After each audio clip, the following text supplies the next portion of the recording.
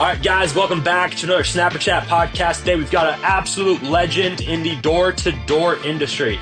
This is somebody that I got the opportunity to meet in 2000 and I think it was 22. And we got to go on tour with Danny Pesci at the Solar Center Closer Tour. And I was sold from day one. I said, wow, this guy's got an incredible story. He's done what most people in the space want to do. It's fair to say that Jeff Mendez has experienced the most massive growth in the door-to-door industry out of anybody in the space. So, Jeff, I'm excited to have you on the podcast. I appreciate you for taking the time. I know you're super busy with everything that you're doing. You could absolutely retire now, but you've got huge, massive goals. And there's been a ton of people in the industry that have been able to invest with you as well. You know, we talk about knock doors to buy doors, and you've embodied that, right? You've got your incredible slogan, live life by design. And I'm excited to hear about how you got to where you're at, what you're working on now, and really how everybody can go out there in this incredible door-to-door industry and take full advantage of this, because a lot of people don't, right? A lot of people get into the space and they just buy flashy stuff, and that's not what you did, right? You went out there and you invested, and now I don't want to say you're at $1 billion in real estate, but I think you might be, right? So, Jeff, again, I appreciate you for coming on the podcast. How you doing today, brother? Yeah, I'm doing really well. Thank you. Appreciate the intro. Appreciate the energy, and excited to, get on the show and see how we can provide value for the folks that are out there. I have a lot of love and admiration for anybody that's willing to be in this industry of direct to home. And I listen, my advice is that every young person does this for not just a season or two, but does it for a good extended period of time.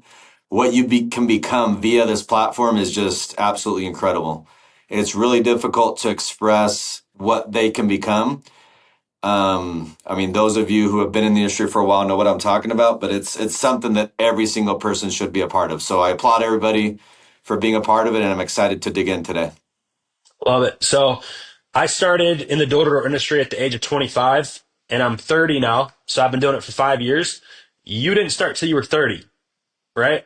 Yeah. Is that true? Yes, kind of true. So my first run, I was in the C-suite, and I was probably 27 years old. So I wasn't in the day-to-day grind till I was 31.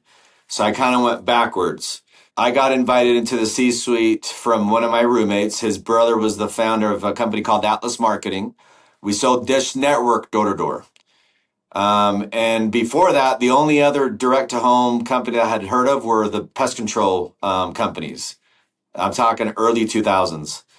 And then my buddy calls me up and says, hey, my younger brother, started a company where we go door-to-door and we sell Dish. And I'm thinking to myself, well, door-to-door, I've done that before. I did that for my church. I served a mission for 2 years in Panama.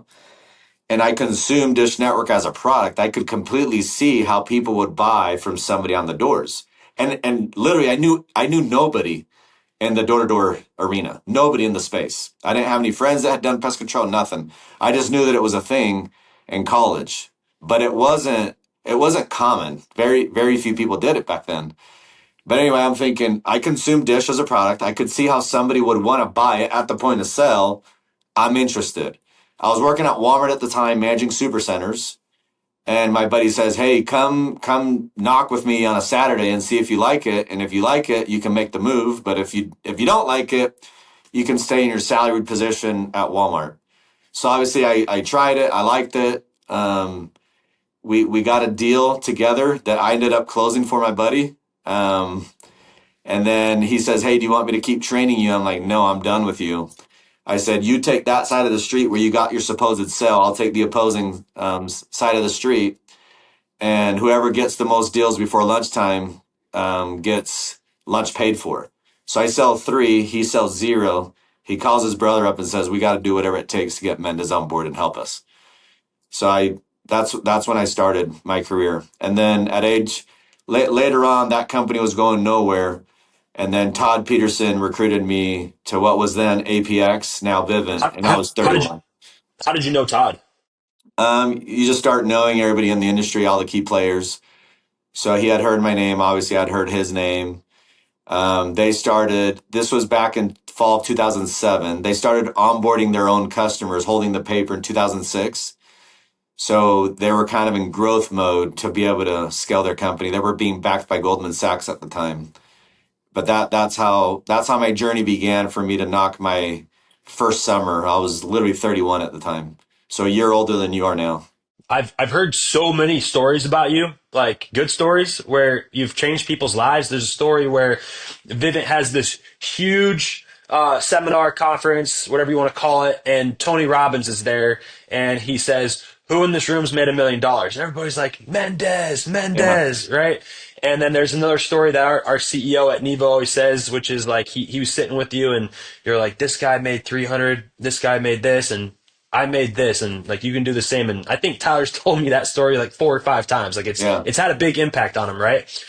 So my question, Jeff, is we always tell people that the door-to-door space is a personal development program with a compensation plan attached to it. You're able to learn these skill sets. You're able to take full advantage of this by not just going out and being a rep, but by learning how to be a leader, share this opportunity with people. And I think it's fair to say again that you've experienced the most massive growth out of anybody in the space. So what was it that you did specifically? Was it your systems and processes? Was it just being a great motivator? Was it showing people what you had done and then creating the blueprint for them? What did you do in order to create massive growth, build big teams, bring on hundreds of people, and how did you do that? All in. You have to be 100% in. I think a lot of people can say, I'm all in. They can talk about it.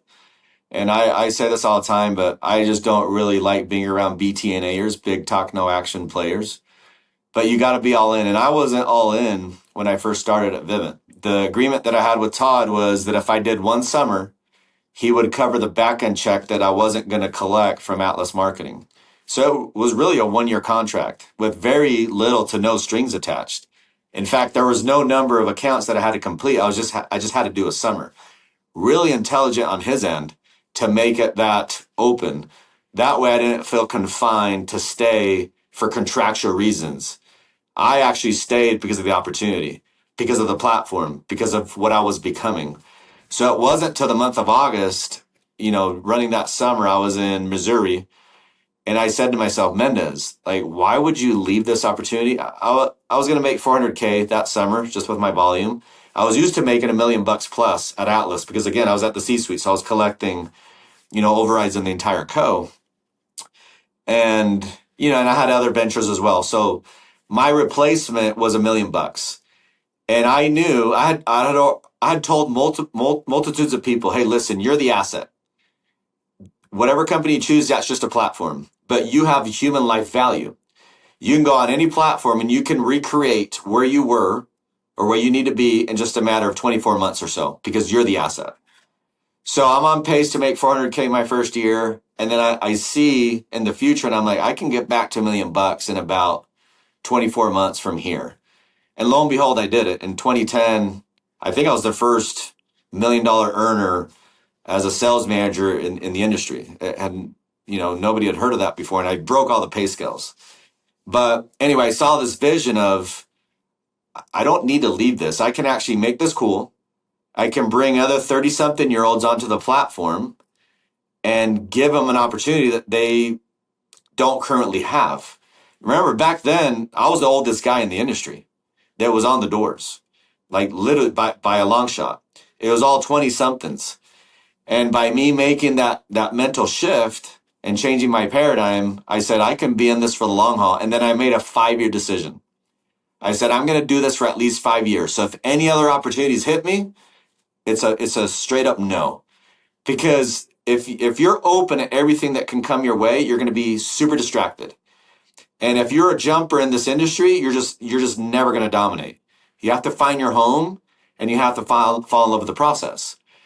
And you have to fall in love with the law of the harvest. I say this all the time. The law of the harvest is undefeated. You can try to cheat it, but it'll beat you. So I just fell in love with the process, didn't look at the result. And then the rest is history, if you will. But the reason why I believe I was able to do big things is because I was disciplined. I was all in. I put the blinders on and I just went for it. And just, even though it was difficult, I knew that the only way I could win is by going through the adversity, going through the difficulty, going through the tough times, and just grinding through it. Just grinding through it. Listen, the law of the harvest, the day you plant the seed is not the day you can eat the fruit. So you just have to just fall in love with it, believe in it, and do your best, and make sure that the process is, you're going for the process day in and day out. That's it.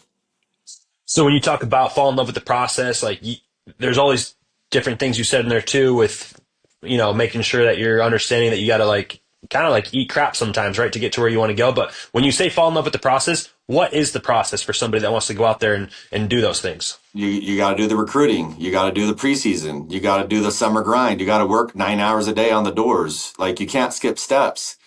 Like, I make this comparison all the time. At what time did Kobe Bryant wake up every morning? 4 a.m.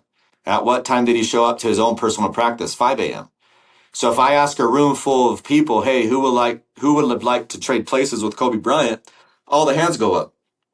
Everybody wants the 5 rings. Everybody wants the Academy Award. Everybody wants to be a person that can speak English, Italian, Spanish, beautiful wife, beautiful kids, beautiful home. But then the hands go down when you ask people to do the process that he did, to do the sacrifices that he did. Like, everybody wants to live uphill. Everybody wants to have different circumstances, but we're not willing to change ourselves. We're not willing to change that process. So sure, I can be on this podcast now and people see the body of work, and all the accolades and the trophies and the earnings. But what you're missing out on, and where I'm not doing this justice, is you didn't see the blood. You didn't see the sweat. You didn't see the tears and the years. Like, it takes season after season of just suck and grit and grind and all the things I just mentioned. But you have to fall in love with the process. You have to fall in love with the monotony. You have to fall in love with the boring. It's super boring to wake up every morning and work out and go knock doors for 9 hours. Like, that sucks.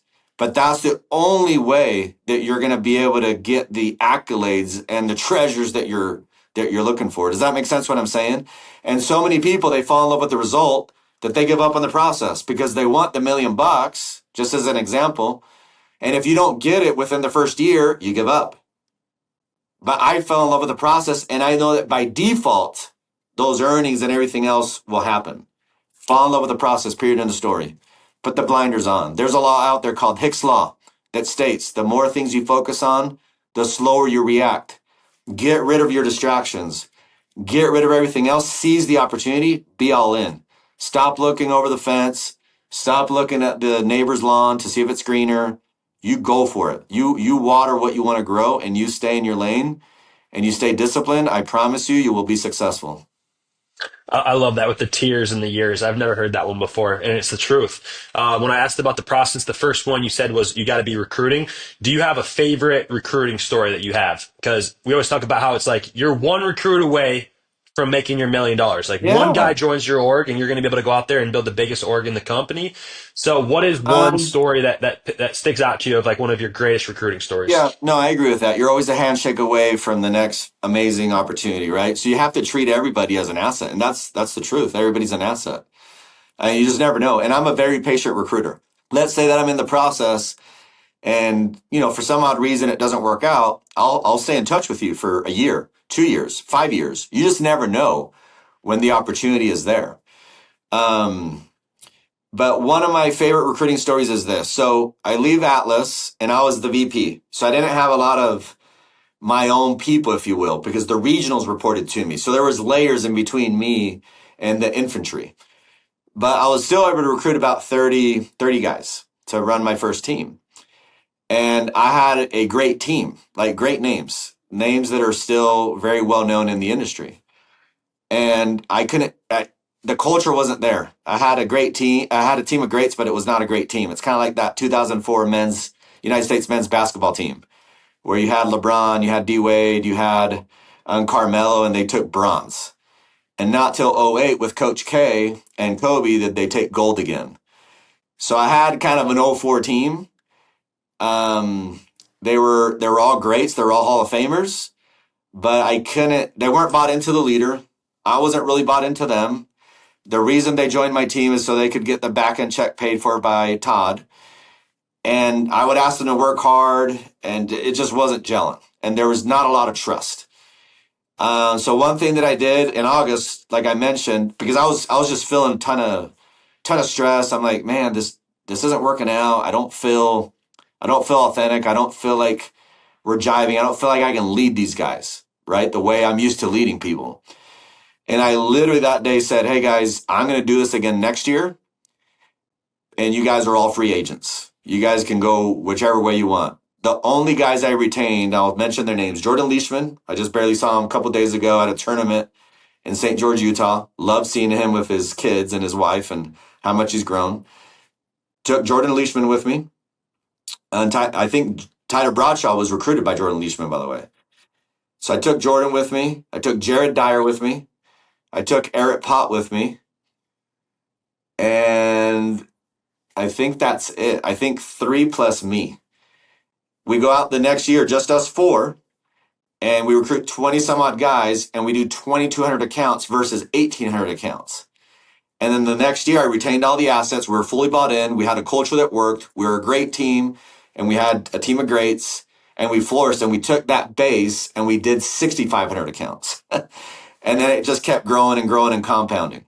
So I guess that's my recruiting story. Sometimes you hold on to these recruits that don't really favor you, and you recruit with scarcity instead of with abundance.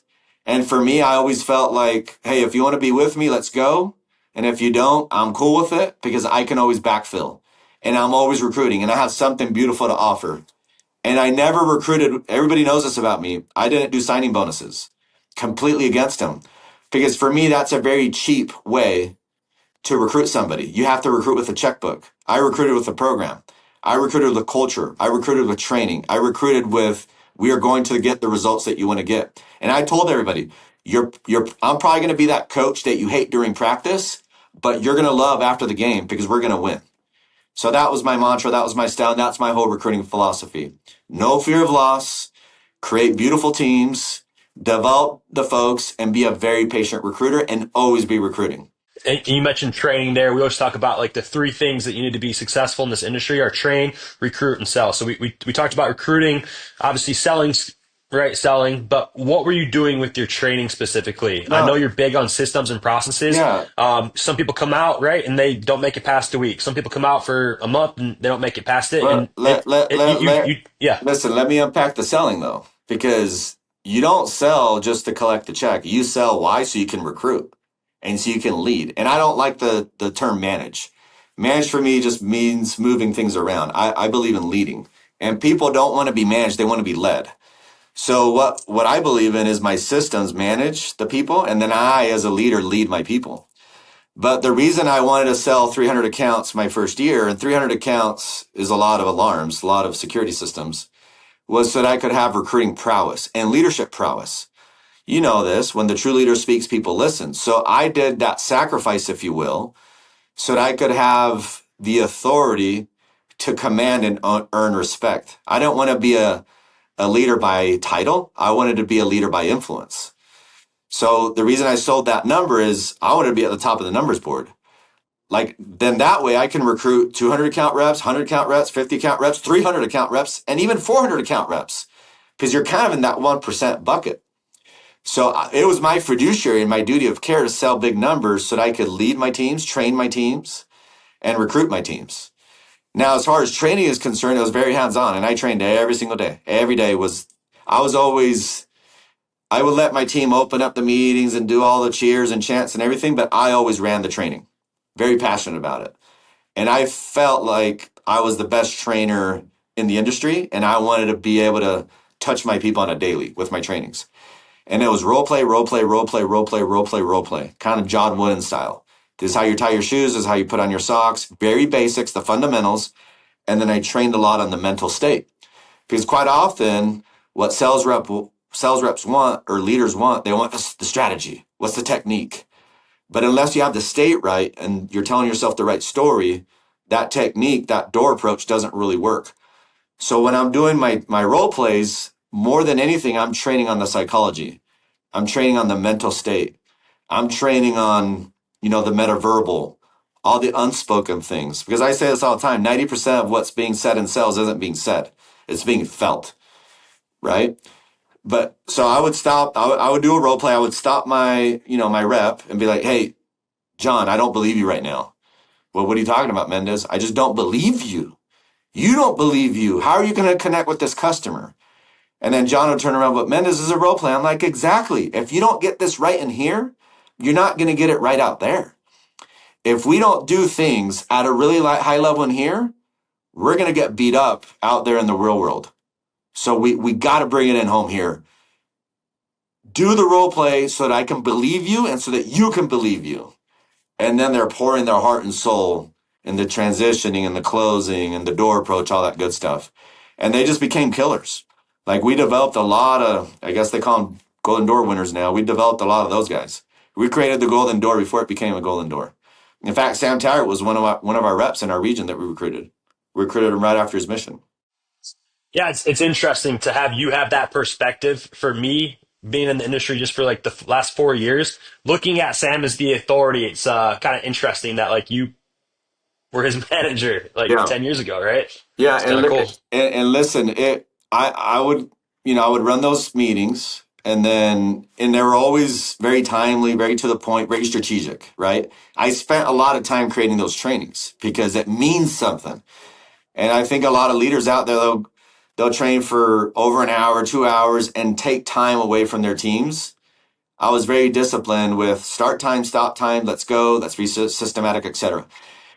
And then the other thing that I would do is I would ask the team, hey, how are the trainings? Are we good? Are we delivering great content or no? No, you are. Okay, so no excuses then. You have to produce. And you need to be honest with me. If you don't feel like this is the best in the world training, let me know right now so we can adapt. But if you have the guts to tell me right now that this is the best training you've ever been a part of, then you better act accordingly and go bring the results that you're supposed to bring. Like you owe it to you and you owe it to the people that you're serving out here in the neighborhoods. Let's go. So it's very hands-on, very real, and very value creation. Like the word tracks and all that stuff, sometimes it drives me bonkers when I see what guys are posting on social media. Listen, there's no softer pillow than a clear conscience. The more you tell the truth, the more you'll sell. Period. End of story. There's no need for antics or gimmicks or, alluding to things that are not true. Just be direct. Customers want to be treated with, direct representation of whatever it is that you're doing. The reason why people don't buy from you is they feel there's a threat to buy. They feel like there's a gap of trust. When people like you, they'll talk to you, but when they trust you, they'll actually transact with you. So bring speed of trust into your trainings. Was it during that time that Live Life by Design was born? And was that your brainchild, or was it somebody that inspired you to have that become kind of your slogan that you preach? Yeah, listen, it's crazy, but I can't even remember who it was. In fact, it was at Walmart even. But everybody, oh, Mendez, you're so good with systems. And I was like, what is a system? Like, what are you talking about? And I kept hearing that. Oh, Mendez, you're so systematic. You're so, I don't know, architectural design, whatever. I'm like, oh, cool. Because for me, that just comes very naturally, very, very naturally. Um, and then I just said, yeah, I like living my life by systems, by design. I don't want to live it by default. I want to be very strategic and very direct and very intentional with how I do things. And sure, let me live my life by design. And I was just born that way. I can't even remember when the inception was, but it's been around me for forever. Even when I was a missionary, like my systems, my reporting, the way I conducted, you know, quote unquote business was very much this way. Going back to Jeff Mendez in middle school, high school, can you look at any situations or anything that happened that turned you into the person that you are today? Living life by design, having systems. Was it your parents? Was it a teacher? Who was it, or what was it that inspired you to be the type of No, person that you are right now? no, good question. And I think everybody always wants that. Hey, what's the source? What's the book? Who's the mentor? Who can I follow? It's just a lot of ebbs and flows. It's a lot of like daily dealings. And I grew up in Puerto Rico. I grew up on an island, and anybody that's been if you grew up in Puerto Rico, you you got to be street smart. You got to know how to hustle, not in a bad way, but just in a good way. And you just got to be sharp. You got to be on your toes. And I grew up with that, thank goodness. I didn't grow up with a lot of monetary resources. I had to like scrape and crawl for the things that I was able to get in my life. And my parents were phenomenal mentors. So I think it's just, listen, when you hear, oh, that person's a self-made man or self-made woman or self-made millionaire or self-made billionaire, it's not true. Nobody is self-made. We're all comprised of bits and pieces of people that have come in and out of our lives, and we need to pay tribute to those people. And the way I pay tribute to people that have helped me along the way is by being the best version of me. It sounds cliche, but that's how it is. I feel a lot of responsibility for making sure that whatever I choose to do in life, I'm all in, and I choose to be successful to thank the people that believed in me. That's it, as simple as that. Now, I don't know if I've ever told you this story, but when I got my diploma in high school, I'm the youngest of four siblings, and we all went to the same university. We all went to Brigham Young University. Pretty tough university to get into. And I was always on the honor roll. I was part of the National Honor Society, whatever. And then in 12th grade, after I got my admittance letter, my acceptance letter from BYU, in December, I kind of slacked off the final semester because, dude, I'm already accepted. They're not going to deny me. So I'm going to go to the beach. I'm going to go boogie board and do what seniors do, not show up to school, whatever. And I got into a little bit of trouble, whatever, doing what seniors do, like I said. And as the dean is saying, Jeffrey Mendez is going to Brigham Young University. He will be the fourth of four of his siblings going to that same university. Give a big round of applause to Jeffrey Mendez. Whatever. And I didn't have the grades that I needed to have that sash for the National Honor Society. My mom was pretty bugged. And then as I'm getting my diploma from the school principal, she says, and Mendez, if you don't shape up, you will be the last Mendez to ever go to college. Get your stuff together. But she used a different, word. And I was like, whoa, it hit me because I was always like the illustrious student and whatever. And she was basically saying, you're going to be a freaking failure type of thing. So then I use that to my advantage as fuel because sometimes your mentors are the people that inspire you because they're so good and so great and they believe in you. Sure, she believed in me, but her strategy was like coming down on me. And sometimes those haters, if you will inspire you more than your inspirers do. But all college long, I kept hearing, you're going to be the last Mendez if you don't shape up. And I graduated with honors. I graduated college in 3 years. I got a 4.0 at Brigham Young University. I made it a breeze just to prove my school principal wrong.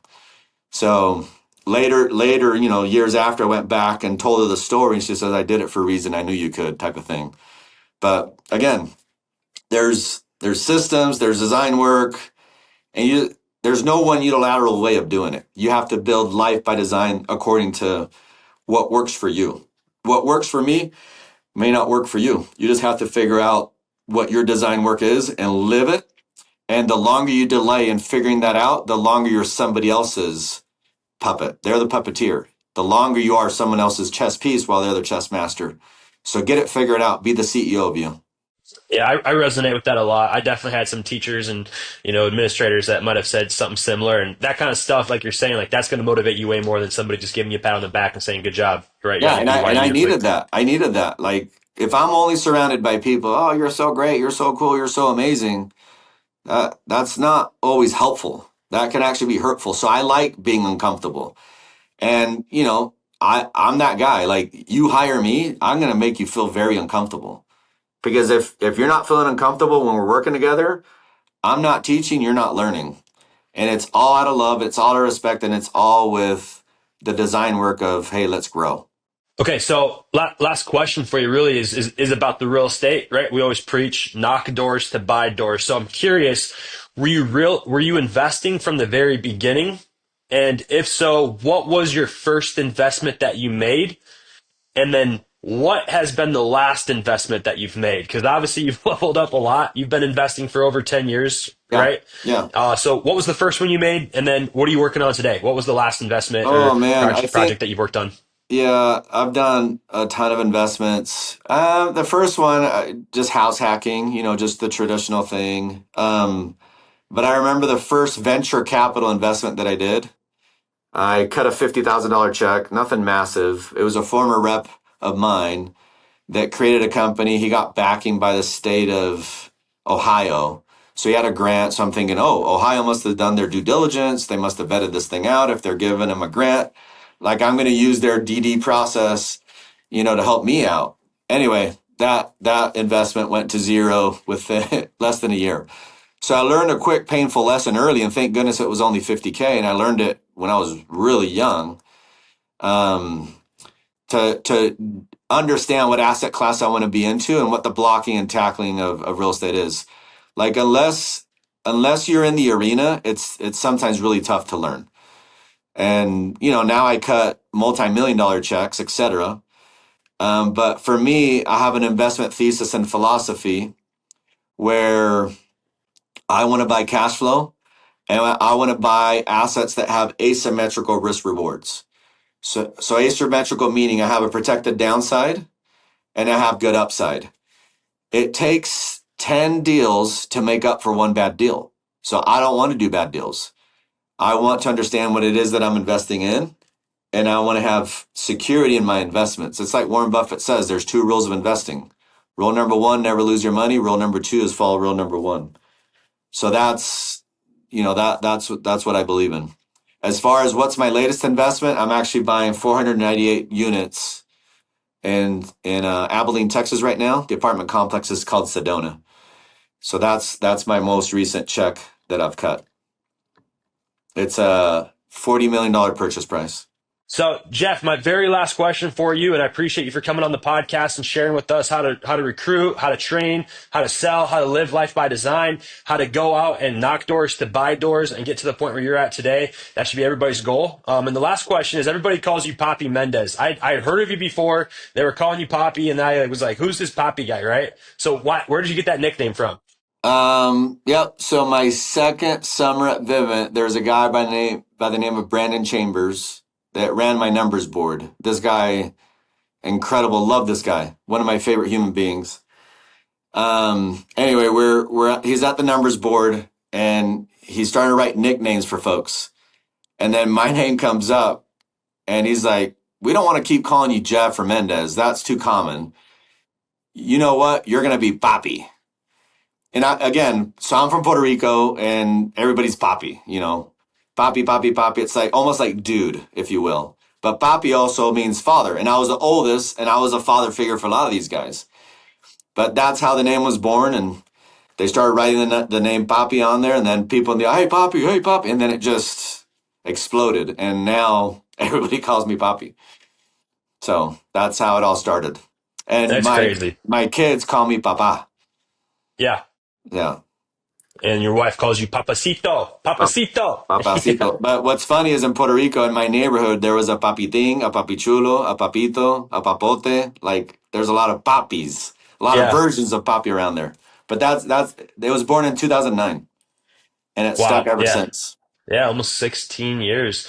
Everybody calls me Poppy Snapper. No, I'm just There you joking. go. Nobody calls me Poppy Snapper. But it's like you, right? Like we were just hanging out on our first blitz, and there was this guy smoking a cigar with his wife, and he goes, "Hey, come here, dude." He's like, because I was wearing my red snapper hat, it was like freaking. We're in, Laredo, Texas, like on the border of Mexico. It's hot, and he goes, "Hey, come here, dude." He's like, "Dude, all of these guys say that you changed their life, and I give nicknames. I'm gonna call you the Red Snapper." He goes, "I want you to go and buy all of your guys a pair of shoes." So we went to the Nike outlet. I got everybody a pair of shoes, and yeah, like Red Snapper. That's my nickname now, just So from some random guy in in Laredo. Laredo.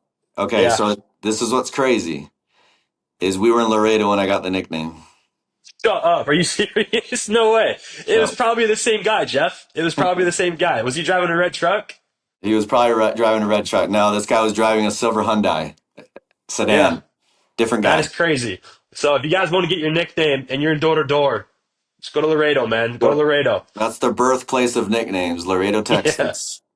Well, Jeff, again, I appreciate it, man. Like you and I got to travel with Danny Pesci on that tour. I think we were in 6 states in like 6 different weeks, and so I got to hear your presentation, and it was incredible, right? Beeler even talked about it. He's like, as soon as Jeff started talking about investing and like what he's accomplished, live life by design, he's like, that got me started in investing. And so Awesome. you've changed a ton of people's lives. I appreciate you for coming on here and spitting wisdom with us. And I'm always watching your content, and you are an example of somebody that has gone out there and taken true advantage of this incredible industry. And sometimes people don't want to be a part of the door-to-door industry, but it's like, look at what you've been able to do. Look at Mark Cuban. Mark Cuban started knocking doors, right? Even people like Grant Cardone, he tells his story about how he was fishing, and then the guy said, hey, like, we have a bunch of extra fish. And so Grant said, all right, I'm going to take those fish. I'm going to sell them door to door. And I think he was selling red snapper too, pretty sure. No, I'm just joking. But it's an incredible industry, and I like how you said that you committed to it for 5 years, because I think a lot of times people get into it and they say, I'm going to just do it for 1 year. So to wrap up this podcast, what would be your message for everybody? Because like we're specifically in solar, right? I never did alarms, never did pests, never did anything besides solar. And when I first got in, I was like, dude, like it's 1 year. There's no way we're going to be able to make these commissions like we're making enough forever. And now I'm here 4 years later. So would you recommend to somebody like me or anybody else to give it 5 years? Because with Oh the new yeah. Green Deal, right, we've got till the end of the decade. So, Listen, minimum of 5 years. I mean, you can map out 5 years. After 5 years, that's pretty lengthy. Even my real estate, when I underwrite my deals, it's a 5 year horizon. But you know the quote: people overestimate year one, but they underestimate what they can accomplish in 5 years. But if I know I have a plan for 5 years, I can put my head down. I can put the blinders on. And then a quote that I love is: the twin killers of success are impatience and greed. Be patient. Be patient with the process. Fall in love with the boring. Fall in love with the mundane. Like anything you do in life, it just takes time. It takes discipline. It takes the process.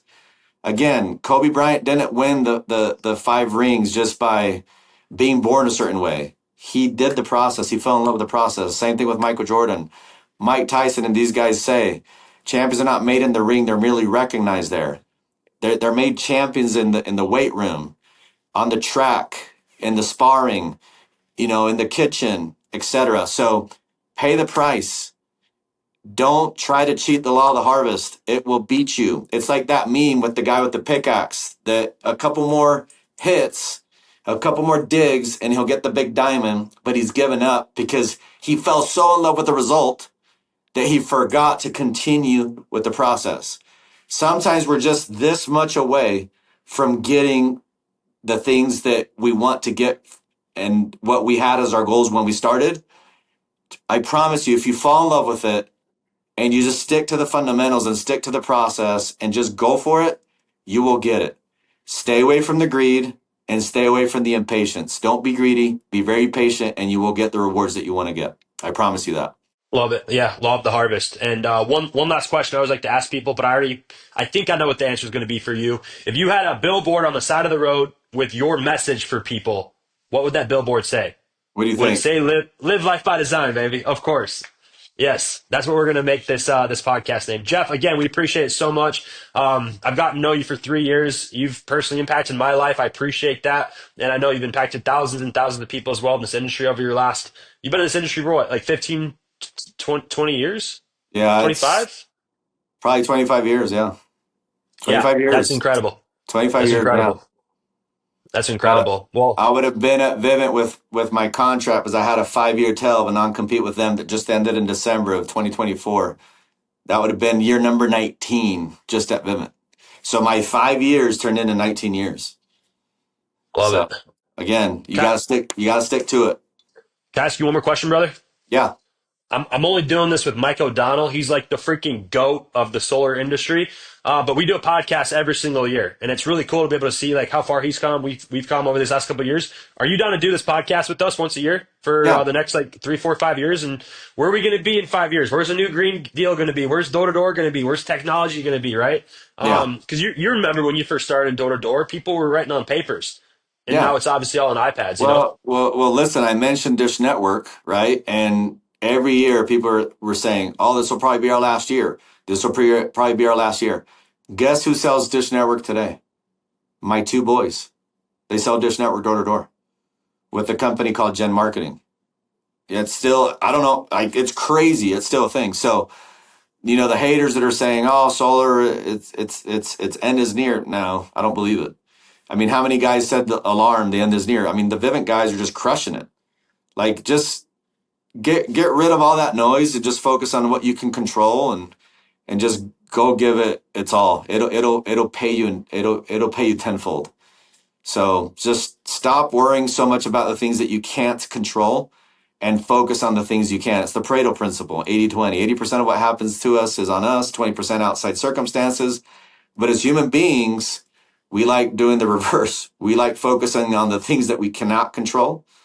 The 80, we flip the 20 to our 80 because it's a lot easier for us to say, I'm not responsible, than it is for us to actually admit that we're irresponsible. So the way I teach my people is 90% of, I switch it from 80-20 to 90-10. 90% of what happens to you is on you and you control it. 10% outside circumstances. Let the 10% be the 10%. You got 90% to go focus on, go do that, and you will be successful. Imagine if the whole time I'm thinking, oh, this Vivint thing may or may not work, and what's going to happen here? And I mean, a lot of guys were leaving Vivint to go to solar, and thank goodness, I mean, I was able to stick it out. I mean, sure, I could have gone to solar and probably done well, but I was able to stick it out and look at what the body of work gave me and the opportunities that I was able to participate in. So just I promise you, if you have a stickiness effect to you, you will win. You will win. Yep.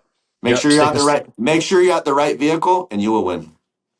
Yep, and then just stick and stay, make it pay, blinders on, all in, and make sure that you're doing the things that you got to do to be successful, focusing on the 90% instead of the 10%, because that's kind of like our nonprofit. We've got a thing called Battle of the Gains, and it's like, dude, there's battles all the time, but focus on making the gains, physically, mentally, spiritually, financially, with your relationships, like focus on those things. The last thing I'll say is people quite often want to avoid problems, and you thinking that you shouldn't have any problems is your problem. Problems are not going to go away. And we get paid in a perpetuity of the problems we're willing to solve on how complex they are. Thank goodness a small fraction of the United States population wants to knock doors, because if everybody wanted to do this job, our pay scales would not be what they are. So thank goodness there's that element of toughness to it so that we can monetize on something that the majority of people don't want to do. So stop trying to avoid problems. Don't go create them. But when a problem hits you, just know that once you're able to solve it and go through it, which you will always be able to, that's when it becomes a gift. So I see my problems as gifts. I see them as opportunities. Yep, because if everybody could do it, right, we would not be able to make what we make, and everybody be able to do it. So it's like, be happy that you're going through hard things. That means that it's going to pay off, and just keep on going through that harvest because you're going to reap the rewards. You got it. Awesome. Jeff, again, thank you so much. Guys, I want you to comment below your biggest takeaway. Talk about how you're living life by design. Drop a thumbs up. We're going to see a part 2 with Jeffrey Poppy Mendez in 2026. We're going to link his bio right here on Instagram. It's Poppy Mendez, right? You got it. All right. Jeff, again, thank you so much, guys. And guys, we'll see you in the next podcast. Let's go. Thank you. Appreciate it.